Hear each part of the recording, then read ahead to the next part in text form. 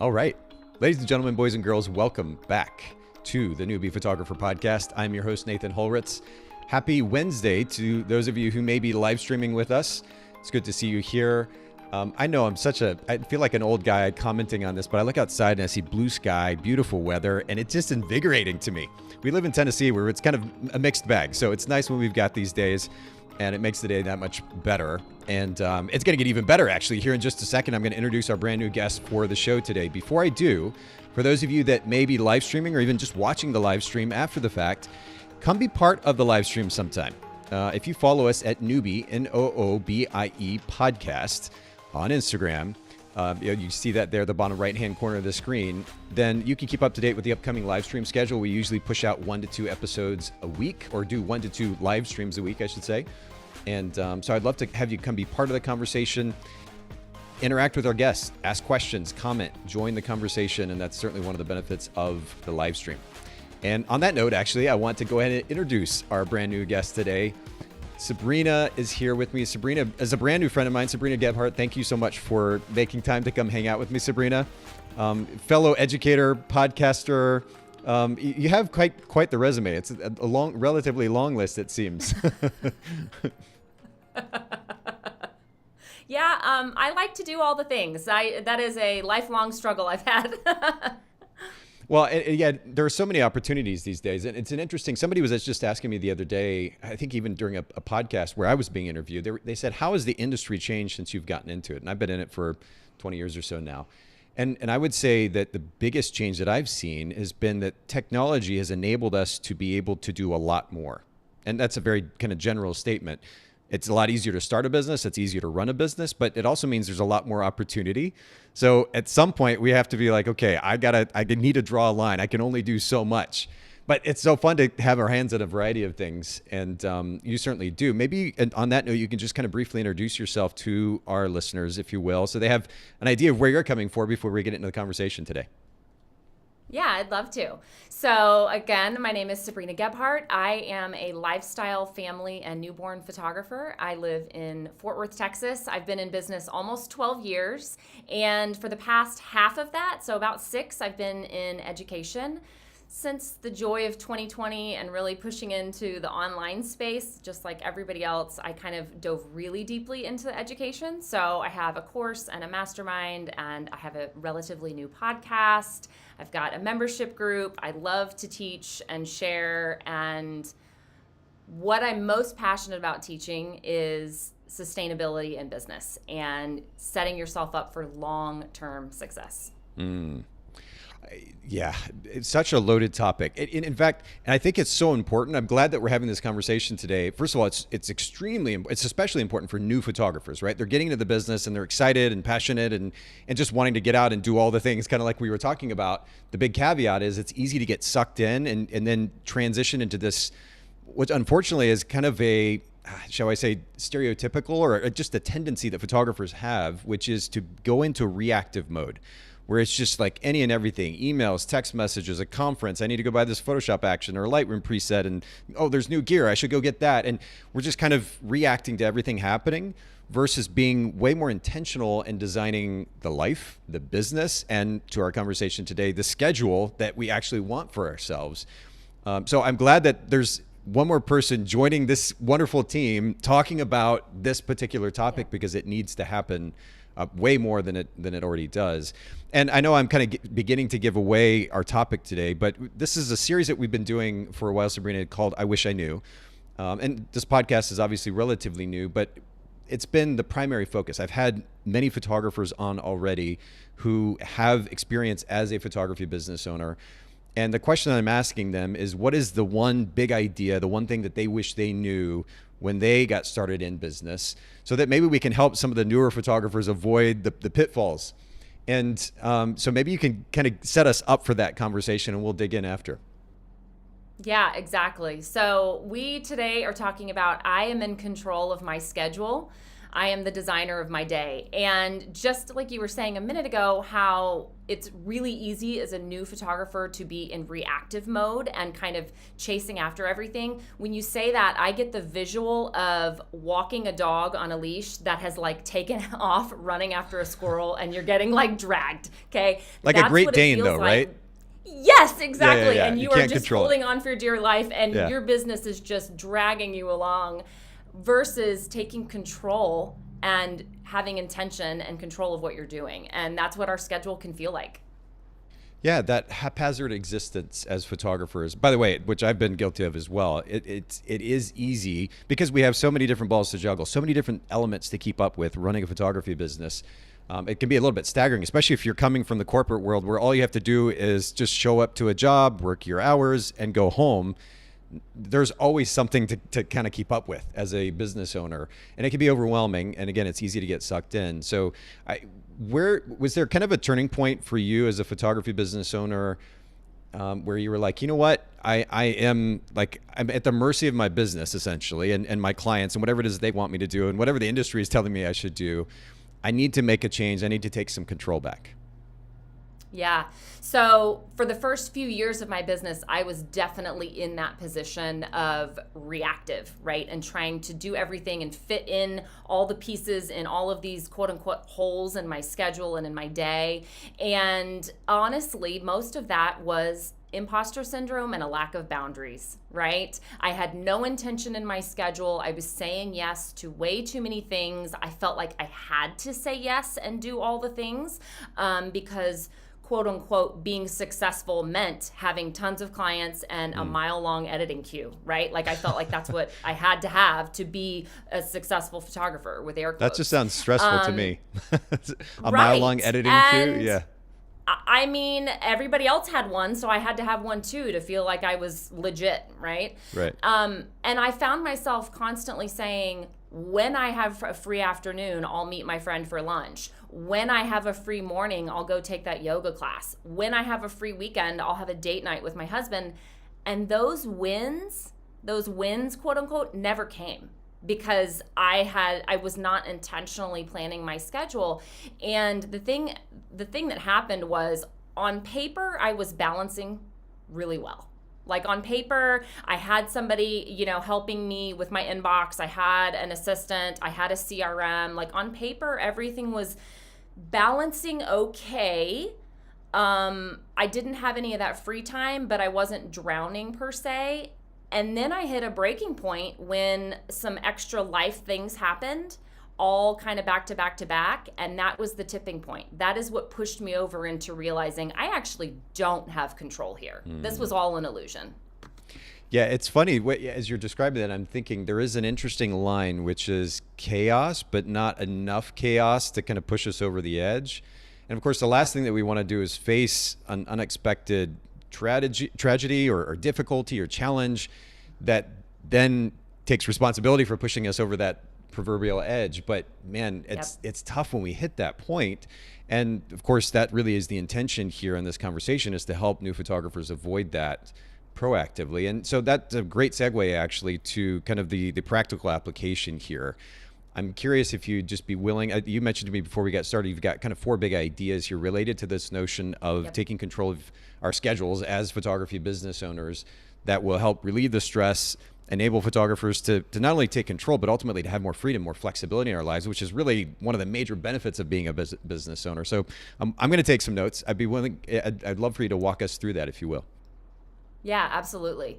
So I have 4 things that I'm going to share today. And I will say that just like you said, when life happens, it's not a matter of if, it's a matter of when. Right? And having the capacity for life to happen, because unfortunately tragedy happens, trauma happens, big scary things, unexpected things, it happens. And you have to be in a place where you can handle a little bit of life thrown at you. So the 4 things. So number 1 is, I finally realized that, and this is going to sound so elementary, okay? But I finally realized that I had to plan ahead and I had to put my life on paper before anything client related. Okay. So that didn't just include the big obvious things like our annual family vacation, but I have to put everything on paper. I have to put sports for my kids and carpool duties and date nights and travel and all of these things that are important to me that help support my life and my goals before I can put a single client booking or project on my calendar. Because if I don't go first, it's just not going to happen. But here's the thing. You say it's elementary, and it is basic. It sounds basic. I think photographers, and maybe just generally speaking now in pop culture, because of, yes, the lovely thing we call social media that we have so easy access to, it's very easy to look for the earth-shattering, dramatic, big idea that's going to make us a six-figure photographer, whatever the thing is.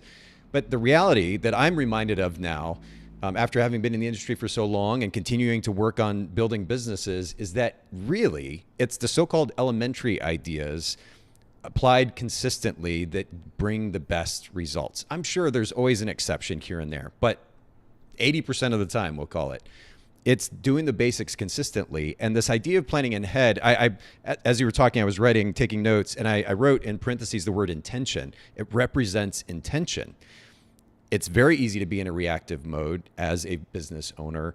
We need to change that. We need to shift that and be more intentional. And it starts with planning ahead. So I think this is a really important idea. Yeah. And I also think that photographers, being creatives, a lot of creatives struggle with the planning ahead because it doesn't feel freeing enough to them. A lot of creatives have that free spirit. And so, oh my gosh, putting stuff on a calendar months in advance sounds horrible. But I like to teach people that it's actually freeing. The more that you can do that, the more you create space to actually create and have freedom, right? So it's not meant to chain you down. It's just meant to give you space and bandwidth. 100%. Yeah. Structure and creativity, they're not mutually exclusive. And in fact, implementing some structure actually does give us more time, more freedom to do that creative bit as artist types. Absolutely true. Okay. So number one, plan ahead. And I know you say it's elementary, but I think it's a really important idea. Take us to the second point, if you will. Yeah. So the second point is to actually do the work to learn what your capacity is and then build your business within those limits. So when I say capacity, I do mean the capacity to work, the capacity to take on clients. Depending on your lifestyle, your family, your clients, if you have a full-time job, what your childcare looks like, what season of life you're in, all of that affects your capacity. And so you have to know what your capacity is in order to stay within those limits, right? If you're saying yes to every single inquiry, if you're taking in every single client, if you're putting in every single project without considering your capacity, you're headed straight for burnout really, really fast. And so I think that knowing what your capacity is starts with understanding how much time you're spending with each client from inquiry to gallery delivery. Truly, how many hours is it? And whether you're a wedding photographer, a family photographer, a newborn photographer, whatever, how much time are you committing to them? And then how much support and what is your bandwidth for clients in a given month? Is it 4 clients? Is it 8 clients? Is it 1? Knowing whatever that capacity is and then sticking to it. It involves that planning, that intention again, though. Like the idea of taking time to sit down and figure out how many hours are required of us in order to be able to take care of a client from start to finish. That seems tedious. It feels tedious. But that then sets us up to be able to determine, like you said, what capacity that we have. Is there a danger in that process of determining that so-called capacity of, not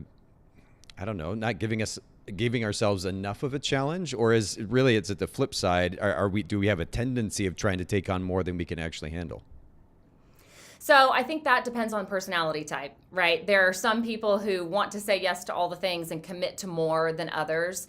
I truly think that this is a kind of a dance. This is going to take a little bit of trial and error figuring out what your capacity is, because like I said, a big part of capacity is actual hours in the day, okay? But there is a a part of capacity that is feeling creative and driven. Okay, so let me give you an example. I have a sweet spot for number of sessions that I like a month. I'm happy at around 6, okay? And I have found over the years that if I am doing more than 8, I feel frazzled. But on the flip side, if I'm doing like 4 or less, I'm bored and I'm not creatively inspired. So there's another piece to that. And it took some again, it was a little bit of a dance figuring out where that sweet spot was, a little bit of trial and error.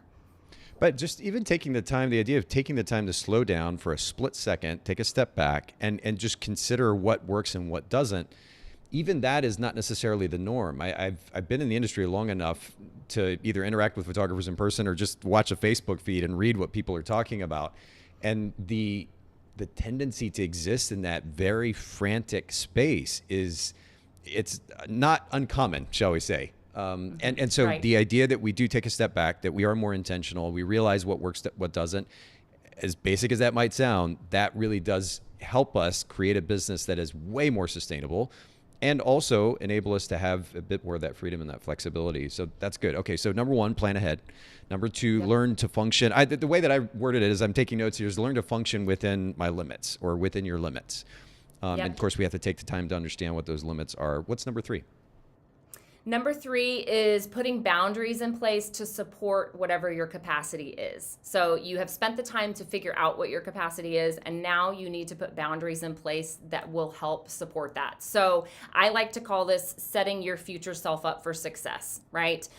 Whether that is having an assistant to handle your inbox and to turn people away when you're booked, or to set app limits on your phone, or maybe you need to outsource editing, whatever there may be that can help you knowing what your capacity is and then creating boundaries around those so that you don't overbook, so that you don't overcommit is really, really important.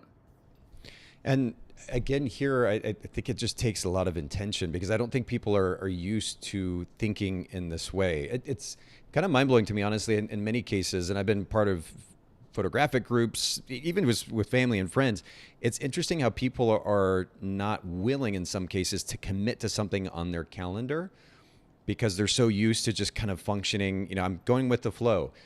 And as a result, of course, their life becomes very haphazard and kind of chaotic in nature. So the idea of first taking a step back, planning ahead, like we're actually looking at the calendar, that we're developing an awareness around how much we're able to handle, and then intentionally putting some boundaries, some limits, some structure for the sake of supporting that capacity as you're talking about.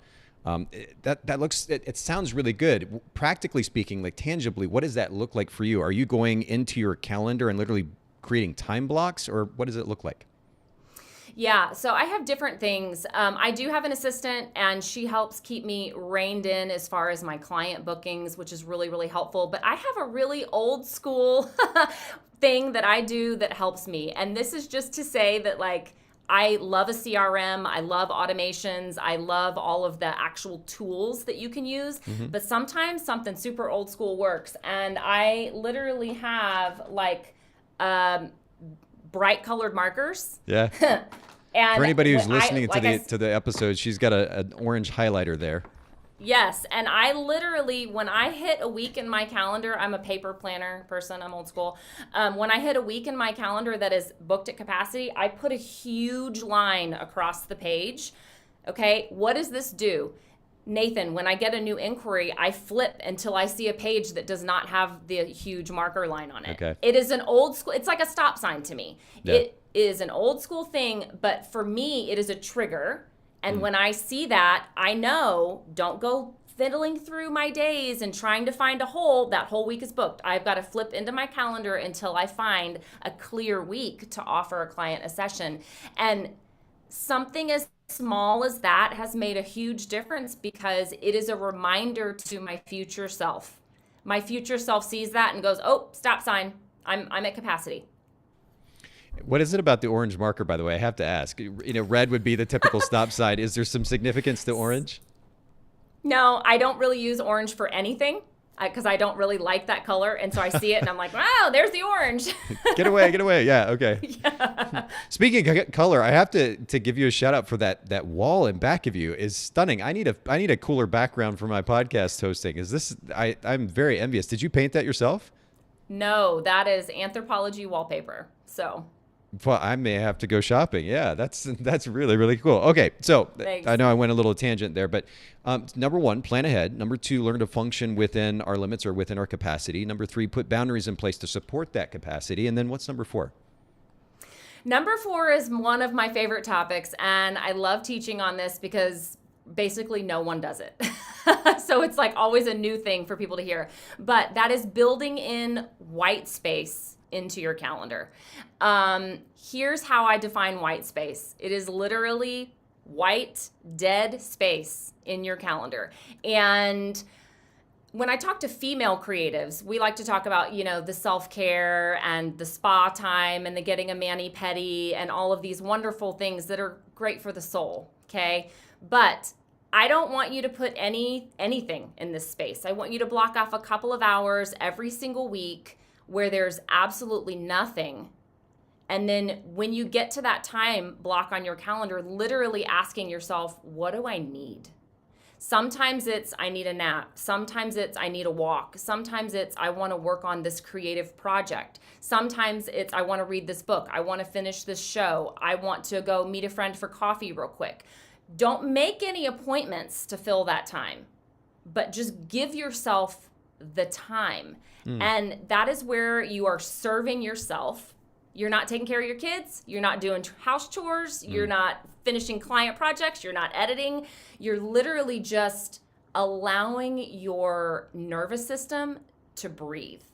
Because as creatives, as humans in the year 2020, we are bombarded constantly with emails and apps and clients and texts and social media and our kids' needs and our family's needs and our community's needs and the news. And it's just our nervous system is constantly on overdrive. Mm-hmm. And giving yourself built-in time into your schedule to take a beat and to pause is so valuable as a creative. And I like to describe it as this.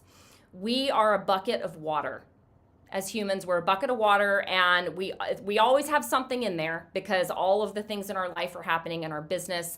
And when we are not careful, we become overwhelmed. And overwhelm and burnout is when our bucket is splashing over, okay, right? Like there's so much pouring in and there's no room and now it's splashing over.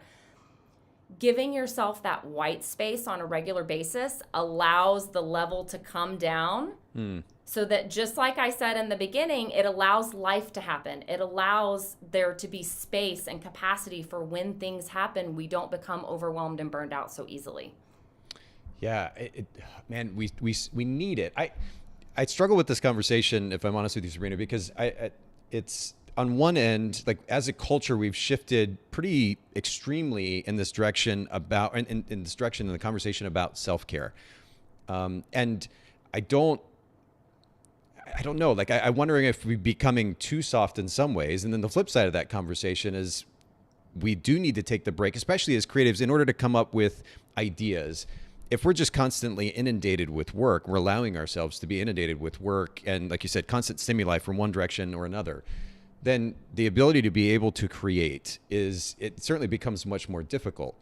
Do you think what does that balance look like? And I'm going into this question knowing that it's going to look different for different people. I guess maybe the better question is, what does that balance look like for you between making sure that, dare I say, you don't get lazy, that you're putting in enough work, that you're putting in enough hard work in, but then also creating that space for yourself? Yeah. So just like knowing what your capacity limits are, knowing how much white space that you need is going to depend on your season of life and where you are. If you are currently in a place of deep overwhelm, deep burnout, you're almost in depression, you're really, really struggling, you need more space to unpack and unwind and get to a good baseline. But if you have healthy habits, if you take time off, if you have boundaries, then you might not need as much as somebody else, right? Like there's not like a perfect number to prescribe everybody, sure. Okay? Sure. But I do think part of this discussion is balancing seasons of hustle with seasons of rest. And I know that's a broader conversation, but speaking to your point of not getting lazy and still getting things done and hitting goals, there is a need for hustle and times of work and times where you're putting in more hours than others, because otherwise we're never going to get anything off the ground, right? Yeah. But when you see that time coming, making sure on afterwards that you're allowing yourself true time off. And I don't mean like the family vacation to Disney, because that is not time off. I mean like downtime where you're not pushing for any projects, where you're giving yourself time to recover is important. Well, and probably part of what will be helpful as well is not just having those so-called seasons of hustle, but making sure that when we are putting that hard work in, we're doing the right work, which I know is a loaded conversation and one for another day, but it's very easy to be busy with work that doesn't actually matter that much when we're actually taking the time to consider our bigger picture goals. So let's make sure when we do hustle that we're actually putting time and effort and energy into the work that is going to make a big difference.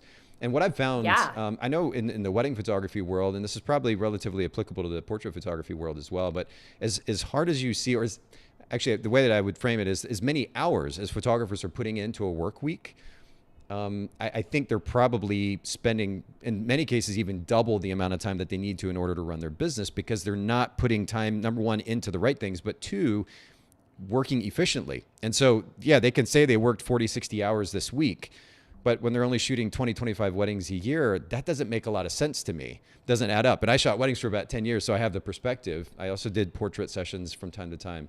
So I think it's important, certainly, to do the hard work. But if we're going to put that work in, let's work efficiently and let's work intelligently and intentionally. And I think that'll help that work go a lot further. And then the idea of creating this white space for ourselves becomes much more realistic as well.